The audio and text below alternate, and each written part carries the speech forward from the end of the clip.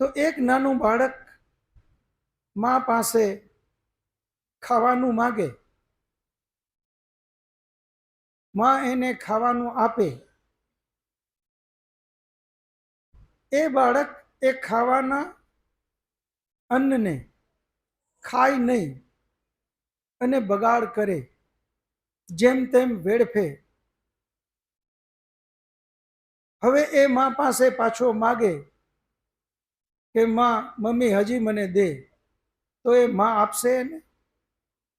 મા એને નહીં આપે કે તારે ખાવું નથી, તું તો આનો દુરુપયોગ કરે છે.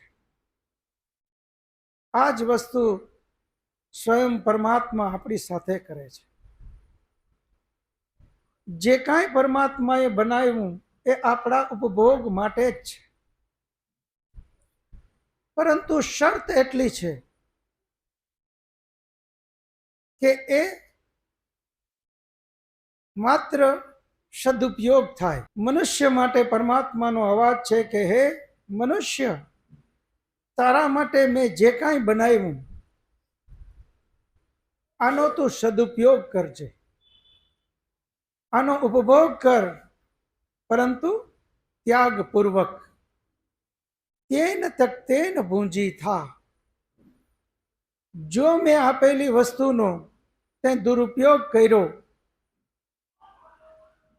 તો સ્વયં માં પણ એના બાળકને, એ રડે તો પણ એ બાળક જો અન્નનો દુરુપયોગ કરે, વેડફતો હોય, તો એને નહીં આપે. તો આ તો સ્વયં ઈશ્વર છે. માને તો કદાચ કામમાં ખ્યાલ ના આવે કે આ બાળક અનાજ મેં રોટલી આપી ખાઈ ગયું કે ફેંકી દીધું, પરંતુ પરમાત્માની નજરમાંથી આપણે ક્યાંય બચી શકવાના નથી.